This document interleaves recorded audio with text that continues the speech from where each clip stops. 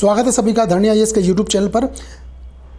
आज से धरनी आईएएस के यूट्यूब चैनल पर आपको हिंदी की सीरीज के शुरू से लेकर लास्ट तक के आपको वीडियो मिलेंगे। तो जो भी विद्यार्थी किसी भी एग्ज़ाम की तैयारी कर रहे हो, चाहे वो एमपीपीएससी मेंस की हो, एमपीएसआई की हो, या एमपीपीएससी प्रीलिम्स में भी सीसेट में हिंदी आती है, या आप फॉरेस्ट गार्ड की, एसएससी जीडी कांस्टेबल की, किसी भी पटवारी की, किसी भी ऐसे एग्ज़ाम की तैयारी कर रहे हैं जिसमें हिंदी अनिवार्य सब्जेक्ट के रूप में पूछा जाता है, तो आप हमारे चैनल को सब्सक्राइब करिए और बेल आइकन दबाइए, जिससे आपको अगले वीडियो का नोटिफिकेशन मिलने लगेगा। इस यूट्यूब चैनल पर आपको पूरी हिंदी मिलेगी और कोई भी टॉपिक छोड़ा नहीं जाएगा, और आप स्क्रीनशॉट भी ले सकते हैं हमारी स्लाइड का, ठीक है। तो सबसे पहला क्लास आज है और पहला टॉपिक है वर्ण विचार। अब वर्ण विचार क्या है? वर्ण विचार में हम लोग ध्वनि क्या होती है, वर्ण क्या होते हैं, अक्षर क्या होते हैं, लिपि क्या होती है, और इनमें जो मामूली अंतर है उसके बारे में बात करेंगे, ठीक। तो सबसे पहला टॉपिक वर्ण विचार, उसके अंदर सबसे पहले अपन पढ़ेंगे ध्वनि क्या होती है। अब देखिए, ध्वनि और वर्ण को थोड़ा थोड़ा अंतर, मामूली अंतर, इसको चीज़ को समझिएगा। ध्वनि और वर्ण को एक ही माना जाता है ज़्यादातर, है ना। बहुत कम अंतर किताबों में बताया गया है, लेकिन मैं आपको बताऊंगा कि ध्वनि स्वर यंत्रों की सहायता से उच्चारित होती है, ध्वनि मौखिक होती है, ठीक है ना। लेकिन ध्वनि का जो लिखित रूप होता है उसको हम वर्ण कहते हैं, ठीक। तो ध्वनि क्या है? ध्वनि हमारे स्वर यंत्रों की सहायता से जो मुख द्वारा जो आवाज़ उच्चारित होती है उसी को हम ध्वनि कहते हैं, ठीक है। अब ध्वनियाँ भी दो प्रकार की होती हैं। जो सार्थक ध्वनि है उसको ध्वनि ही कहते हैं, और जो निरर्थक ध्वनि है जिसका कोई अर्थ नहीं है वो निरर्थक ध्वनि कहलाती है, ठीक। इसके बाद बात करेंगे, अब ये स्पष्ट होने के बाद अपन को समझ में आ गया कि ध्वनि क्या होती है, ठीक है। इसके बाद बात करेंगे वर्ण क्या होते हैं। अब वर्ण वह मूल ध्वनि है जिसके खंड या टुकड़े नहीं हो सकते, जैसे अ आ इ ओ क ख च ल। अब यहाँ पर जितने व्यंजन है वो हलंत सहित आएंगे, ये याद रखना। क्यों? क्योंकि इसके बाद वो और इसके टुकड़े नहीं हो सकते। आप सभी लोग जानते हैं कि अगर आप पूरा व्यंजन लिखते हैं तो उसमें छोटा आ सम्मिलित रहता है, तभी वो बिना हलंत वाला व्यंजन लिखा जाता है। अगर उसमें से छोटा आ निकाल लेते हैं तो उसको हलंत के साथ व्यंजन को लिखते हैं, ठीक। जैसे यहाँ पर एक अपन उदाहरण लेते हैं, खा लो। अब इस वाक्य में मुख्यतः दो शब्द ध्वनियाँ सुनाई पड़ती है, खा और लो। अब इसके टुकड़े करिए। खा में क्या है? ख धन आ, ठीक, और लो में ल धन ओ। अब कितने हो गए? खा लो में 4 वर्ण हो गए, ख आ ल और ओ। अब इसके और टुकड़े नहीं हो सकते, तो इसलिए इनको वर्ण कहा जाएगा, ठीक। तो बेमूल ध्वनियाँ जिनके और टुकड़े नहीं किए जा सकते उन्हें वर्ण कहते हैं, ठीक है। ये परिभाषा है, आप इसका स्क्रीनशॉट ले लीजिएगा। इसके बाद नेक्स्ट, अब ध्वनि और वर्ण में अंतर क्या है?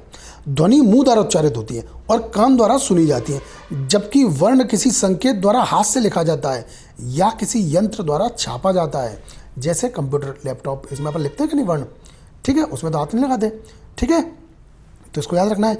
मौखिक भाषा की, अब जैसे प्रश्न पूछा जाता है कि भाषा की सबसे छोटी इकाई क्या है, तो यहाँ पर भी ऑप्शन के हिसाब से आंसर लगेगा कि मौखिक भाषा की सबसे छोटी इकाई क्या है? ध्वनि। जबकि लिखित भाषा की सबसे छोटी इकाई क्या है? वर्ण, ठीक है। इसके बाद अब ये स्पष्ट आप दोनों को, आपको 2 टॉपिक हो गए होंगे कि ध्वनि क्या होती है और वर्ण क्या होते हैं, ठीक है। इसके बाद बात करेंगे अपन अक्षर क्या होते हैं। अब जैसे अभी आपने वर्ण कहा कि बेमूल ध्वनियाँ जिसके खंड नहीं हो सकते वो वर्ण कहलाते हैं, लेकिन अक्षर में थोड़ा सा अंतर है। सभी स्वर और स्वर सहित व्यंजन अक्षर कहलाते हैं, ठीक। जैसे अ आ क ख आदि। अब आपने देखा था वर्ण में हमने व्यंजन में हलंत लगाया था क्योंकि उसके और टुकड़े नहीं हो सकते थे, लेकिन अक्षर में स्वर सहित व्यंजन आते हैं, ठीक है ना। ये सब अक्षर कहलाते हैं। अब इसको उदाहरण से समझ लिए। जैसे उदाहरण दिया है, लड़का शब्द में 3 अक्षर हैं, लड़का, है ना, लड़का, लेकिन वर्ण होंगे 6, क्योंकि ल में छोटा आ जुड़ा हुआ है, वो हलंत, ला हलंत में आ गया, आ निकाल लिए छोटा अपन है, ड़ धन अ, क धन आ, तो 6 वर्ण हो गए, अक्षर हैं 3, ठीक है। अब आपको ये अंतर समझ में आ गया होगा कि ध्वनि क्या होती है, कि ध्वनि मौखिक है ना। वर्ण क्या होते हैं कि ध्वनि का जो लिखित रूप है उसी को वर्ण कहते हैं, जिसके और टुकड़े नहीं हो सकते। और अक्षर क्या है? अक्षर सभी स्वर और स्वर सहित व्यंजनों को अक्षर कहते हैं, ठीक। इसके बाद बात करेंगे नेक्स्ट टॉपिक की। अब लिपि क्या है? अब भाषा के दो रूप होते हैं, मौखिक और लिखित। ठीक है, मौखिक भाषा में ध्वनियाँ मुख द्वारा उच्चारित होती हैं, और यदि इन उच्चारित ध्वनियों को किसी चिन्ह या संकेत द्वारा मूर्त रूप दें तो लिखित भाषा लिपि कहलाती है। या इसको एक सरल भाषा में समझ लीजिए कि भाषा को स्थायी रूप प्रदान करने के लिए जो प्रतीक चिन्ह अपनाए गए हैं उन्हें हम लिपि कहते हैं। ठीक, अब हिंदी की लिपि क्या है? देवनागरी लिपि है। मराठी की वही लिपि है। नेपाली भी देवनागरी लिपि में लिखी जाती है। पंजाबी भाषा की आपने सुना होगा गुरमुखी लिपि में लिखी जाती है, और अंग्रेजी रोमन लिपि में लिखी जाती है। उर्दू और कश्मीरी लिपि फारसी लिपि में लिखी जाती है। ठीक है, अब संसार की जितनी भी लिपियाँ हैं आप ये मानकर चलिए कि सभी बाएं से दाएं ओर लिखी जाती हैं। सिर्फ फारसी लिपि या कुछ और लिपि मान लीजिए जो दाएं से बाईं ओर लिखी जाती है। ठीक, तो अब आपको ये समझ में आ गया होगा लिपि क्या है, कि भाषा को स्थायी रूप प्रदान करने के लिए जो प्रतीक चिन्ह अपनाए गए उन्हें हम लिपि कहते हैं। ठीक है, इसके बाद अब जैसे प्रश्न इसका याद रखना है कि पंजाबी भाषा की लिपि कौन सी है, गुरमुखी लिपि है, ये प्रश्न आते हैं, है ना। हिंदी की लिपि क्या है? देवनागरी है। नेपाली की पूछा क्या है, लिपि क्या है? देवनागरी लिपि है। मराठी की भी देवनागरी लिपि है। ठीक है, इसके बाद बात करते हैं नेक्स्ट टॉपिक की। अब जैसे मैंने कुछ लिपियों को दिखाया, जैसे भारत की राष्ट्रभाषा हिंदी है, अब उसको हिंदी में कैसे लिखते हैं आप समझ गए होंगे। अब बंगाली में देखिए, भारत की राष्ट्रभाषा हिंदी है, इसको गुजराती में देखिए, भारतनी राष्ट्रीय भाषा हिंदी है। ठीक है ना, उसके बाद पंजाबी में देख लिए, मराठी में देख लिए, भारताची राष्ट्रीय भाषा हिंदी आहे, और इंग्लिश में the national language of India is Hindi. तो आप समझ गए होंगे कि लिपि का अर्थ क्या है ना, समझ रहे हो कि नहीं? ठीक है, आपको इस पता चल गया होगा कि लिपि क्या है। ये एक प्रतीक चिन्ह है जिससे भाषा को स्थायी रूप दिया जाता है। ठीक है ना, इसके बाद आज के लिए बस इतना ही। ये आपका पहला टॉपिक खत्म हो गया है जिसका नाम है वर्ण विचार।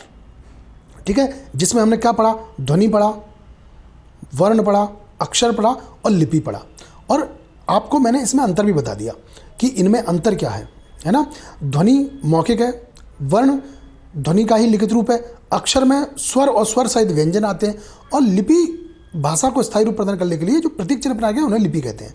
और हिंदी की जो लिपि है वो देवनागरी। आपको ये याद रखना है। आप हर चीज़ का स्क्रीनशॉट ले लीजिए, अपने पास लिख लीजिए, आप नोट्स बना सकते हैं जो आपको आगे काम आएंगे। ठीक है, आज के लिए बस इतना ही। मिलते हैं अगले वीडियो में, तब तक ले जय हिंद, जय भारत।